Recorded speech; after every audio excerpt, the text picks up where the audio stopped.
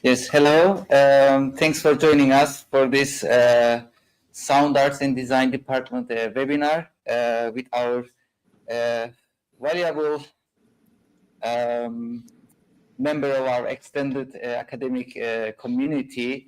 Many of you know already Juan Castrillon, who used to work with us, who gave lectures with us. But for those who don't know Juan, I will give a brief introduction of who he is. He's an ethnomusicologist and a cultural anthropologist with an expertise in the music and culture of Turkey, and of course the Colombian Amazon. He's also a filmmaker, sound designer, musician, ney player, many talents, and he's particularly interested in multimodal mixture of different forms of artistic work. His work have been published in academic journals. His films have been shown in many film festivals, and he has presented papers and gave talks in academic conferences. And on a personal note, he is one of the most interesting persons that I've ever encountered, and had the pleasure to work together, get to know. Although for me it was brief, I value our friendship and academic collaboration. This is part of a 3-part webinar series that we will conduct with Juan. And this is today, his topic will be audio recording and community participation in the Colombian Amazon. So please, I would like to welcome Assistant Professor Dr. Juan Castrillon. Welcome. Thank you so much. I'm gonna try to test my slides. I'm gonna see how this works. So please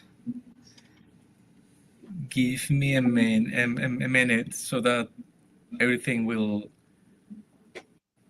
work smoothly.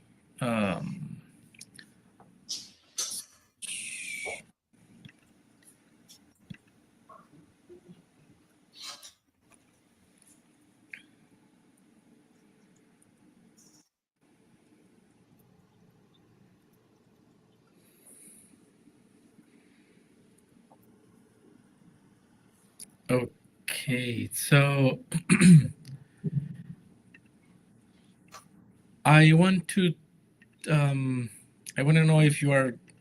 Do you see my slides? Not No. yet. I think now we do. Okay, good. And let's test the audio of this slide so that I hope I am not spoiling my presentation, showing you all of this in advance. So let me try. Let's see. Because I have sound on my slides, so I want to make sure all of you are gonna listen to the slides. Let me check.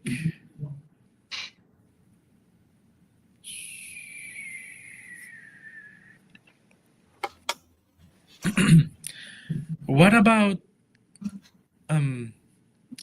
are you playing sound?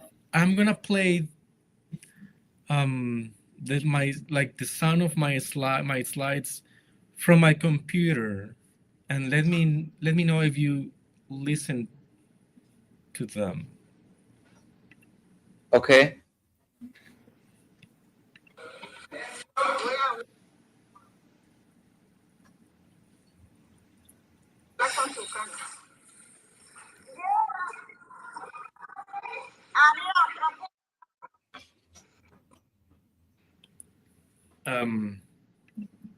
Is that legible? A little bit, actually. Oh. Um, When you play it back on the computer, we don't hear it. I mean, like on the slides when you play it. because when sorry for with everyone, this is my first time using this StreamYard platform. So my slides are there, but I'm trying to click the sound on my slides, and instead of playing the sound, the image is going to the next slide. Okay. I don't know if the tech people with you have any suggestion for like for me about how to play the sound from my slides, if that's possible or not. I think at this point maybe you can play back from your computer. Okay. Well, we can at least like try when the Okay. when you. Okay. So I'm gonna ask for your patience and rely on your PA system. Okay. Hello everyone, and again, thank you so much, Inal, for the introduction. I miss you all, to be honest, and I'm so glad to see familiar faces today. It it it looked it seems very cold doing a webinar like this after a year and a half of amazing, vivid discussions with all of you. But I'm gonna try my best. So so for today, I have a topic that I hope is gonna revisit your interest in traditional music, and by traditional music I mean a music that is somehow connected with the everyday life of communities, or with a kind of music that is performed in a very local and a very sometimes informal or even familiar venues. Something that maybe no as fancy as music for a glamorous concert venue or a festival, but a music that somehow brings together a group of friends or an extended family. And there are two reasons why I selected this topic to begin with my webinars. One reason is that I conducted research in the Colombian Amazon right after I finished a long period of research in Istanbul. So for me,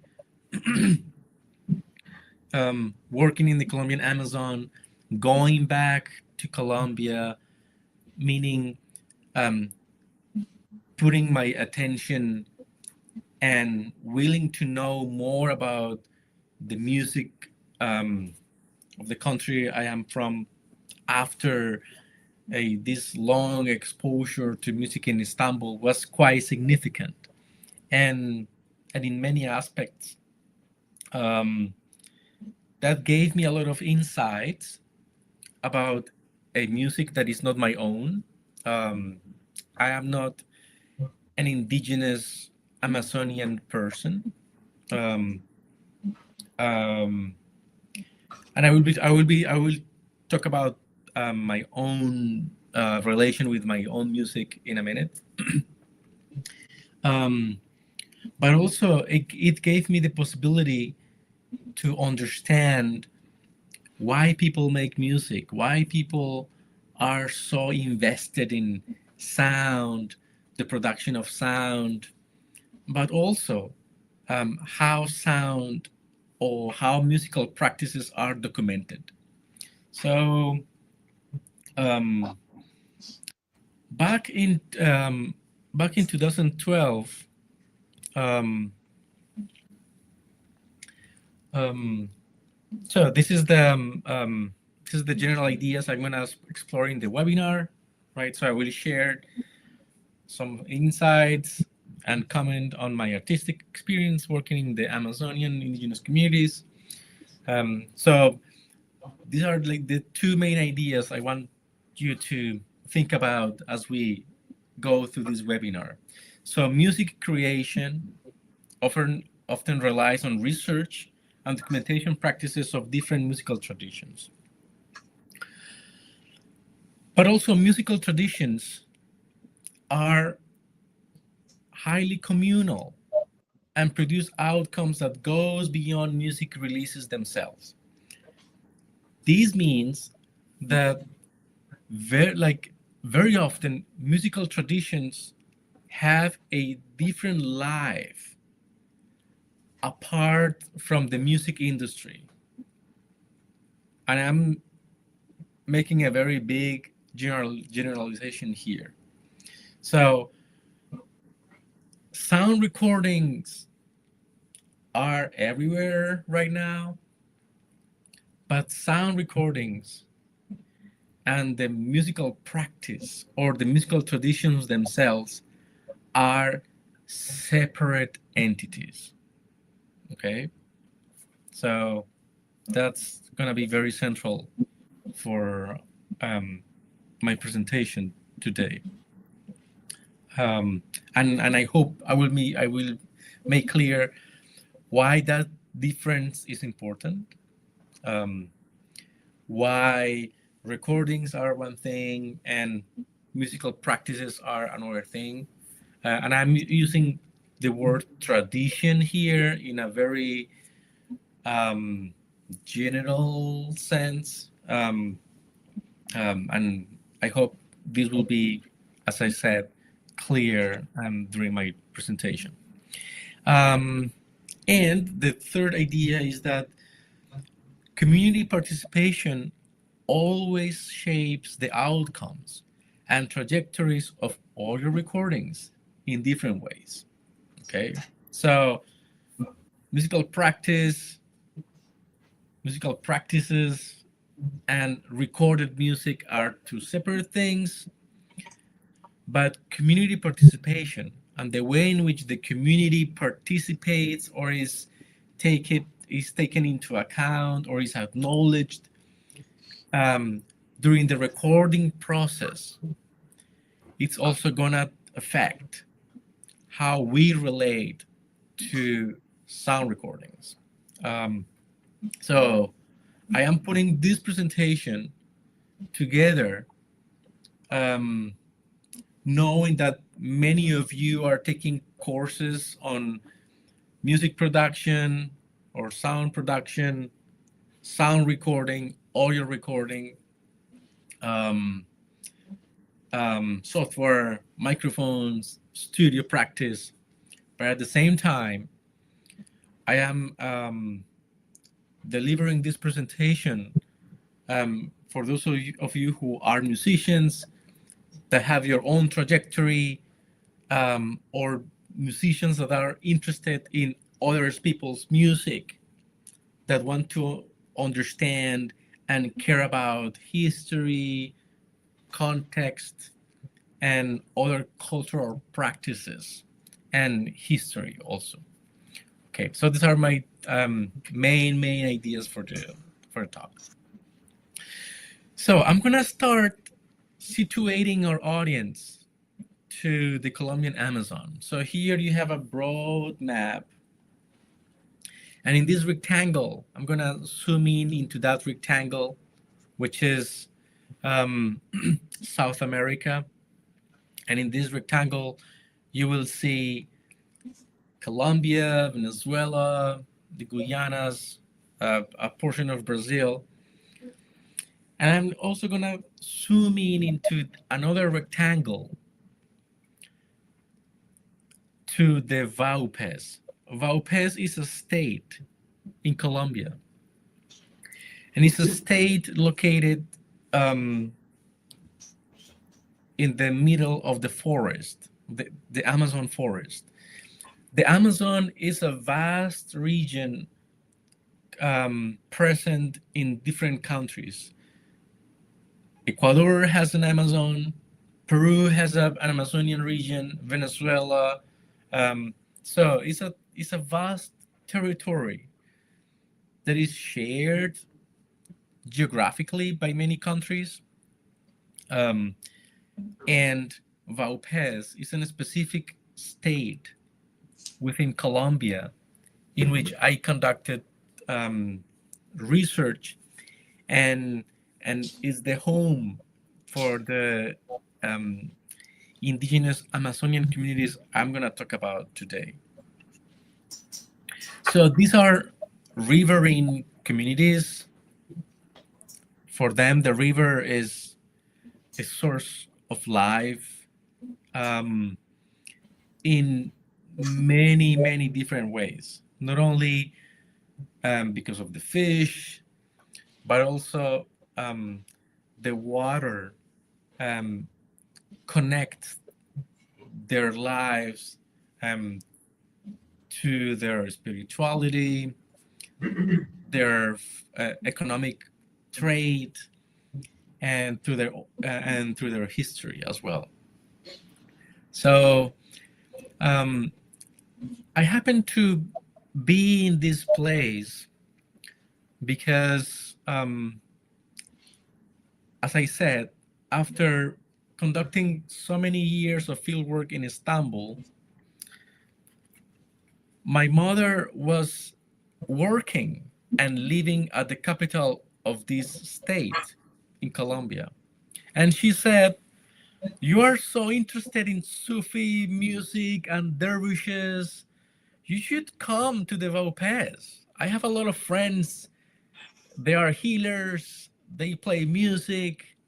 And they talk about things that maybe you will like them." So after I finished my degree in anthropology, I went to Vaupés. I went to Mitu to say hi to my mom. But at the same time, she introduced me to local musicians, healers, that have been living for centuries in that territory. So she opened a door, a very important door for me. At that time, she was working as a statistician at the main hospital of the city. And she was trying to facilitate indigenous healers being appointed at the hospital so that the hospital could bring assistance, medical assistance, to white and mestizo populations living in the city, but also to indigenous populations living in the city. So thanks to her, I was able to meet these performers And thanks to her, I was able to access and to know people that without a contact, without a person living in the city for many years, without a person that people really trust, you never are gonna meet. So, so I was very fortunate. She was working there, and thanks to her, I did a first series of audio recordings, and that was in 2012. And I wanted to come back to the Vaupés. So, in order to come back to the Vaupés, I needed to have a grant um, so that I can continue doing sound recordings, interviewing musicians, um, having credentials from an institution. So, so in 2013, I applied for a grant of the National Library of Colombia. The grant was funded by the Colombia Ministry of Culture, and um, the purpose of the grant was to was to contribute to the musical cartography of Colombia. The musical cartography was a website organized by the Ministry of Culture in which you could go and click and see different music traditions, rhythms, music genres, like region by region, right? So you had symphony orchestras, um, you had also um, traditional music bands from the Andean region. You also have Afro-Colombian music, but there was a layer that was undeveloped, and that was the Colombia indigenous people. So there was a grant that the government opened, um, and I applied. I applied, and I won the grant. And the purpose of the grant was to create musical content related to these 6 indigenous Amazonian groups who were living in the Vaupés region: the Macuna people, the Cubeo people, Tucano people, Guanano, Barazano, and Tatuyo people. So these groups are indigenous groups, or Kabyle for those who are Turkish speakers in the audience. They have their own languages, and very often they have their own singing traditions and their own instruments. So I wrote a project, and in the project I said I'm gonna create musical content, audio recordings of these different communities, and I'm gonna contribute them to this music cartography plan of the Ministry of Culture.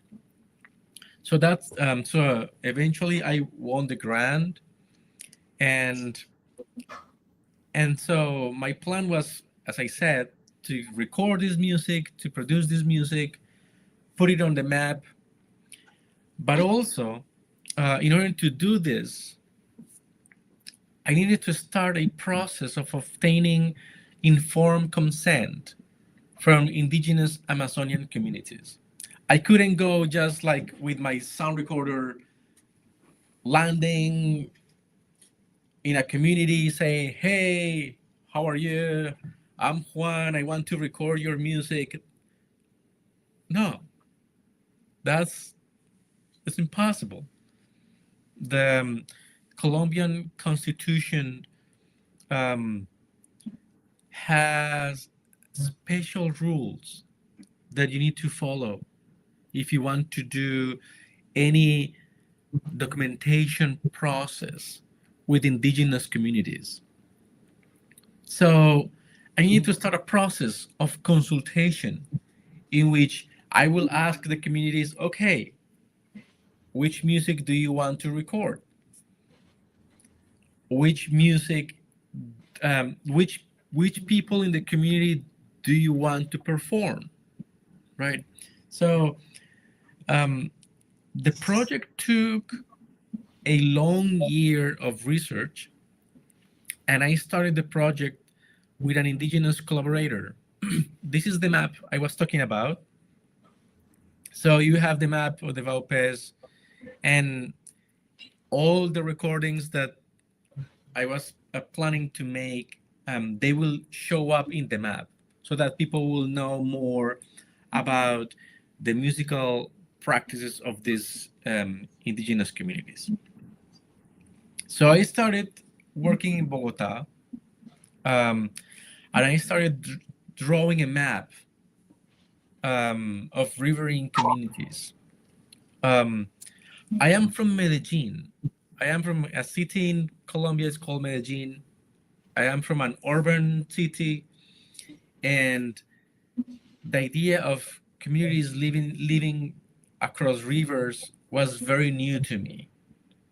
So I started drawing a map, trying to understand and learn the name of different rivers, trying to know ways how to get there. I started doing research in Bogota at the libraries. And at the same time, Luis Enrique Llanos was a local researcher, indigenous healer, musician, and educator who was living in the Vaupés. So during 6 months, he went to different communities, the communities I was looking at the map, and he went there. He talked about the project. He talked about me. He talked about the idea of sound recording, musical practices.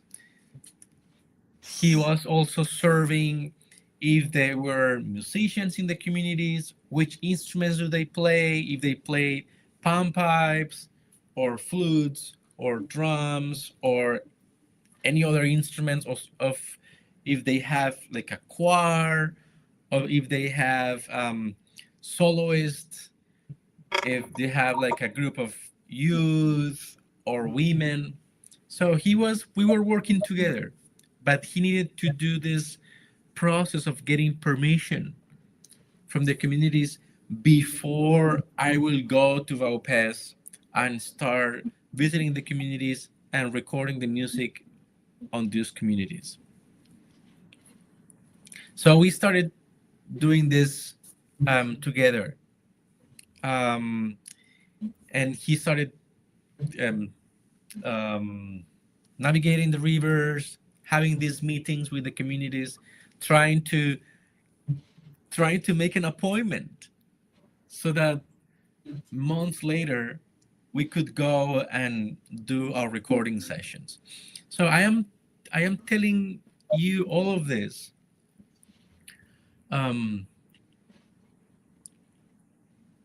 because there is a long path between in this type of documentation processes. There is a long path for you to get access to the musical practices of living communities. And sometimes you can have your amazing recording equipment, but maybe you can go and be in a community in which people don't want to record their own music because of many reasons. So we started this project with goodwill and hoping that they will participate, and also creating the agreements between the musicians or the people who wanted to sing and perform and the project. So to make sure everyone is following, in community making community music making traditions is different from asking a rock star if they want to record a song. Okay? It's different from a famous musician asking them if they want to just record a solo or something like that, right? Because maybe they will ask you for a contract, maybe they will have a structured plan, like a business plan about what they want to do with their music, how they want to sell it, and things like that. In Colombia, when I did this project, there wasn't a music market for this indigenous music they perform. So this is something to think about and to have in the back of your mind. If you are a music producer, or if you are a musician, or if you are a someone who wants to do research about an instrument or a genre or a type of music that you don't listen to it in the local radio station. So this music was like that.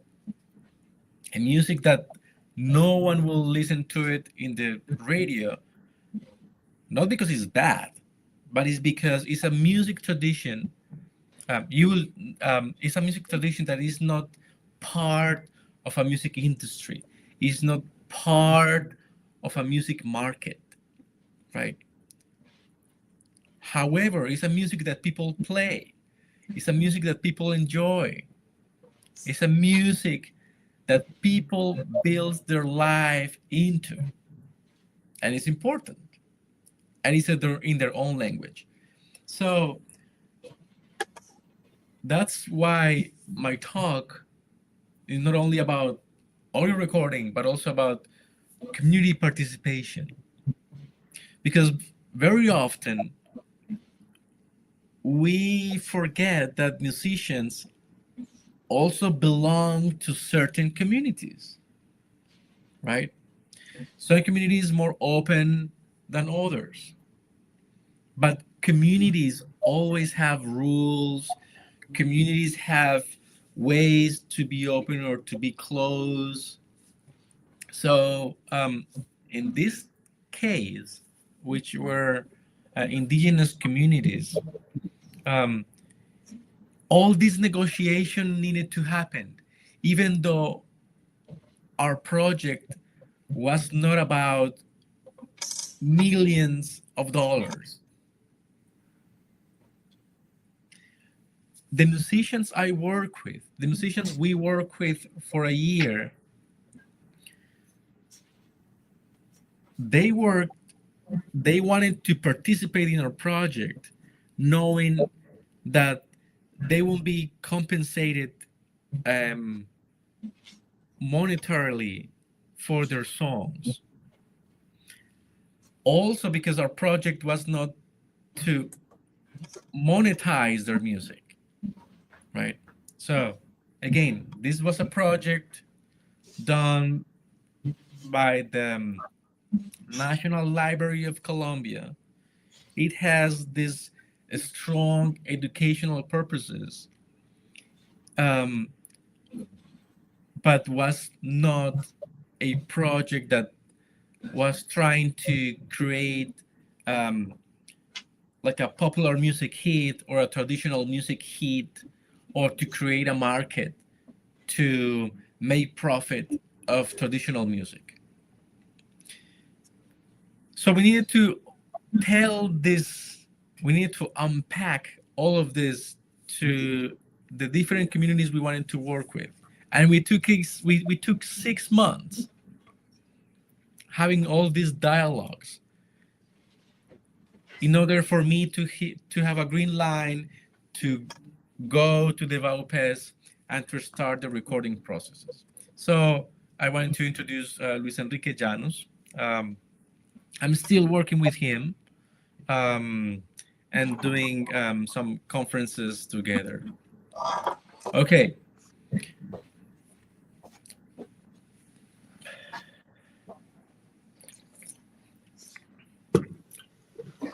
The music is coming. I am presenting this introduction first.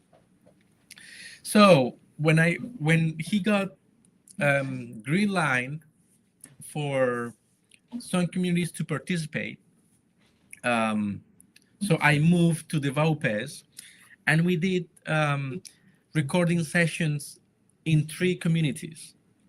Initially, we contacted 10 communities, but some of them didn't want to participate. Some of them said, we don't have musicians in our communities. We don't play this traditional music. Some communities said, we have our own religious reasons why we don't perform this music anymore.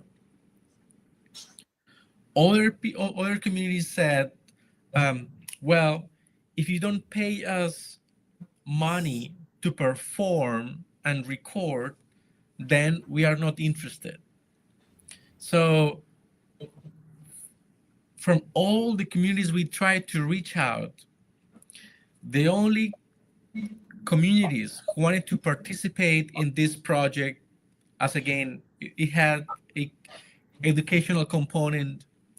There were 3 communities: Camuti, Temacachivera, and a group of families who were displaced for another indigenous village, which is called Virabasu. So we went to their communities, we did audio recordings, and after doing those recordings, we organized discussions about the preliminary findings in Mitu City and the main library, and also we returned old and new audio recordings to these community members and relatives. So, what equipment did I use?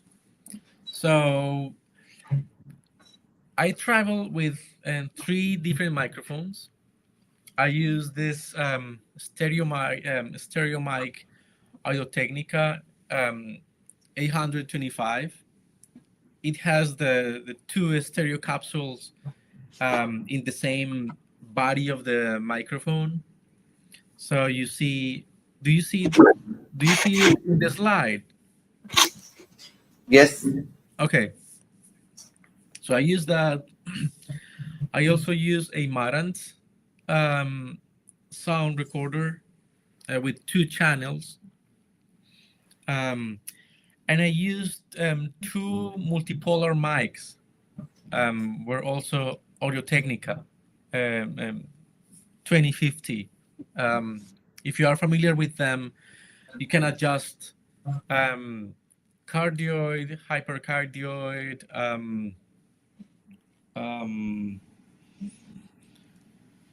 omni, and I'm forgetting one pattern. So you have these 2 in the picture that I'm giving the back. There are the 2 multipolar mics on the mic stand. I was using batteries all the time. I was not using a computer, so I was doing like old school, very, very old school audio recording for this project. I also had a boom mic, and if you see carefully, you will see a person holding the mic with his hand. Do you see that person? Inal. Yes, I do. It's Okay. Okay. So yes. So he was my recording assistant. during this 6 months, we were doing these recordings. So this was my equipment. And here I am with Luis Enrique Llanos. We were then visiting the communities. Some of the communities were living 3 hours by boat, river up and river down. So here you will see us with the recording equipment and like the gasoline there. Yeah, everything very precarious in the middle of the forest. So, in terms of scope, what were we interested in recording? We wanted to record female singers. We wanted to record palm pipe ensembles of youth from different communities. And we wanted to record dancers and vocal and ensembles, like male and female ensembles across these different communities. So that was some of our target. From this trip, we produced these 4 music releases. They were the design. There was an indigenous artist who painted and yeah, like he did all the art for the CDs. And I'm gonna play some audio clips from these recordings, and I hope the audio is gonna be good. But before playing the clips, I want to mention some of the technicalities of these audio recordings because I think it's important. During this project, I was doing recording on location, right? So I didn't ask the musicians to come to the city to invite them to a controlled space, soundproof. So instead, I decided to do recordings in their own communities, in their own locations, in places in which they feel okay, in which they feel relaxed. Because many traditional music or many music like this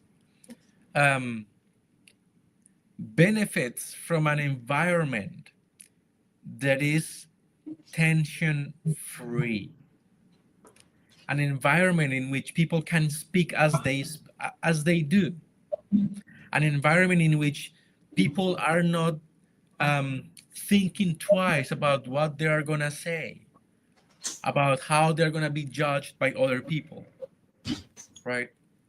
So this spontaneity was very important from the beginning. And because of that, I decided to bring all these professional microphones to the forest rather than bringing the singers or the participants into a city, into a studio, right? So I did quite the opposite. So because most of the people you will listen to, they are not singers or they are not performers in the normal sense of the word. They know how to sing.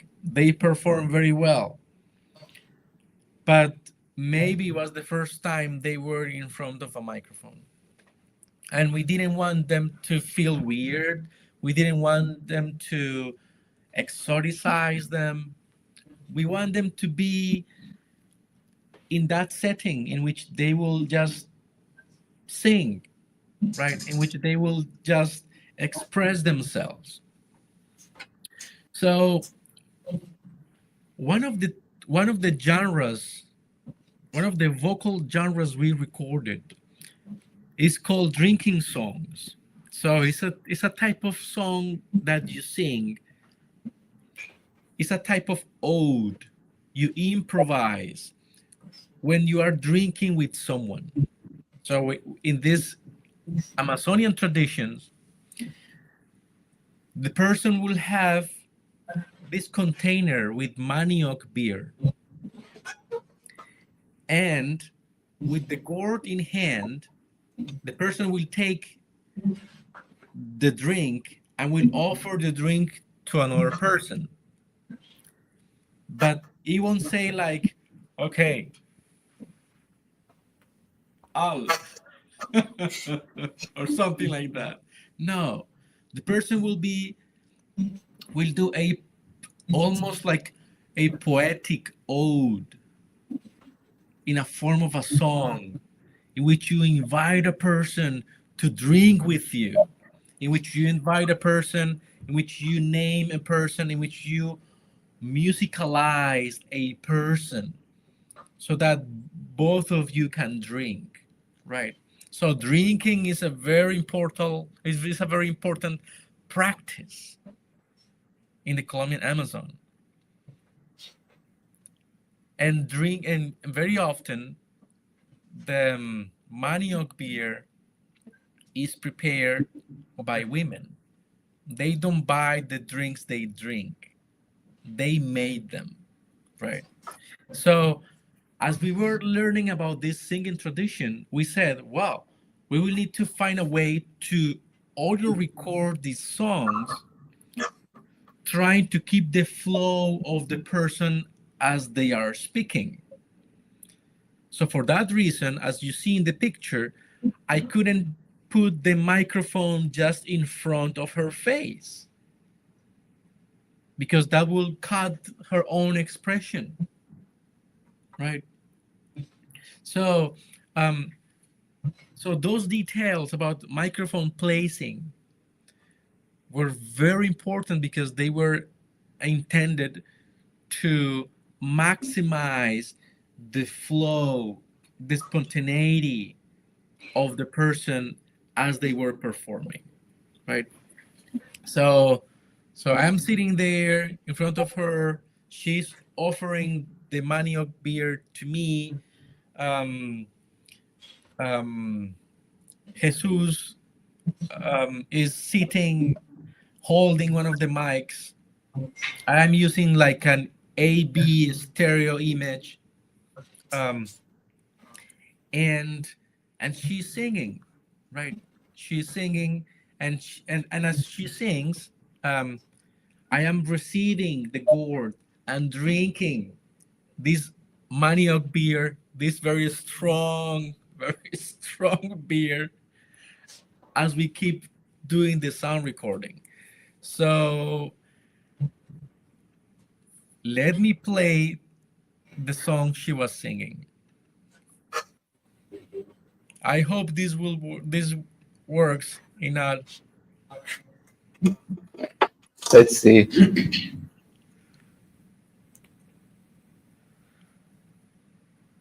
The song is an ode to this anthropologist.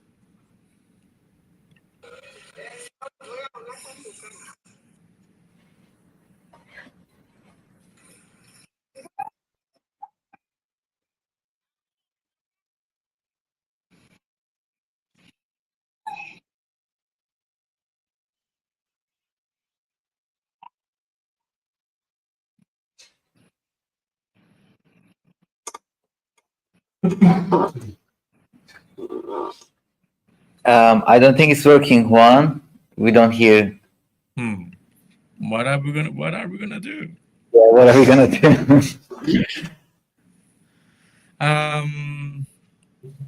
Can I send? If you send as a file,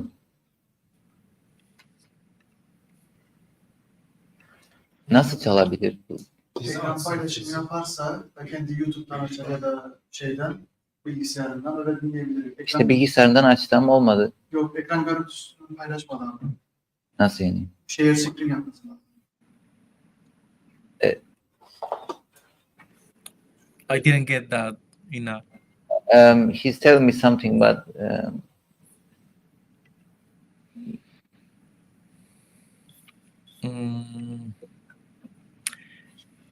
Inal, yes.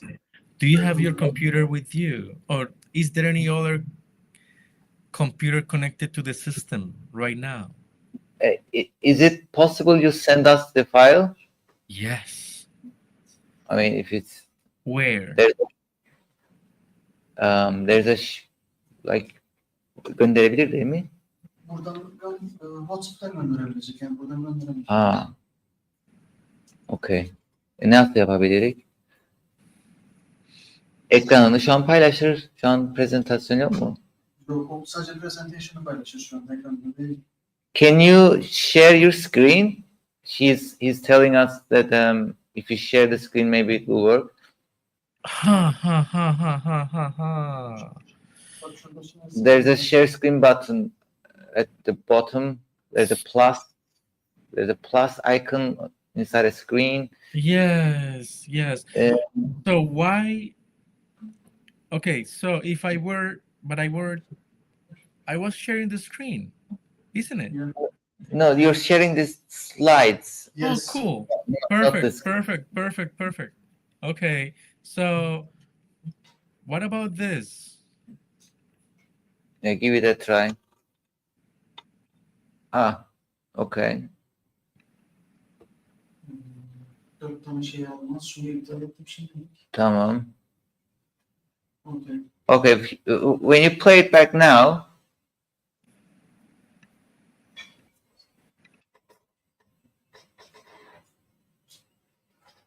no, we don't hear it. Wait. Let me see. I'm gonna close this. This is the screen I am selecting. Yes, but it's not. We don't hear anything when you press play. Oh, a little. Inal. Yes. Can we?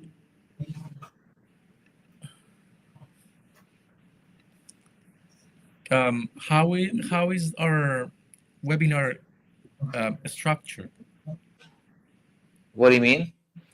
Like it's 53 minutes already. Can we do a break so that students can stretch their legs a little bit, or should we go straight? Well, we can do a break to sort this out, but well, it's also up. Or we shouldn't.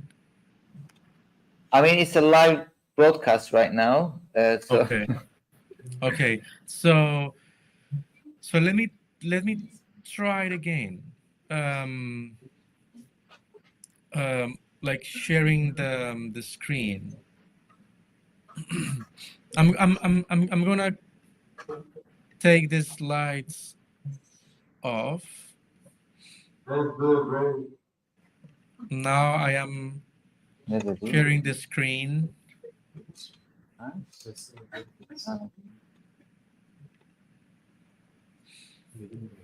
And I mean, if you Juan, if you really want us to have the recording listened, then I think we have to give a break to sort that out.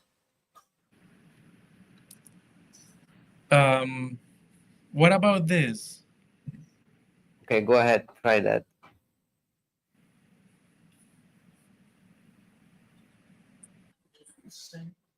Aynıdır presentation'dan ama.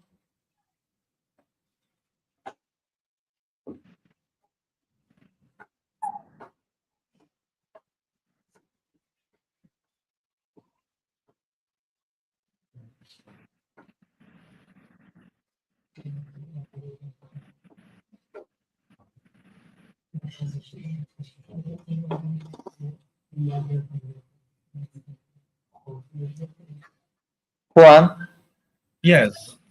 um, we should either give a break or continue without sound. Yeah, let's do a break. Okay. I want them to listen to Yes. this. If not, doesn't make sense.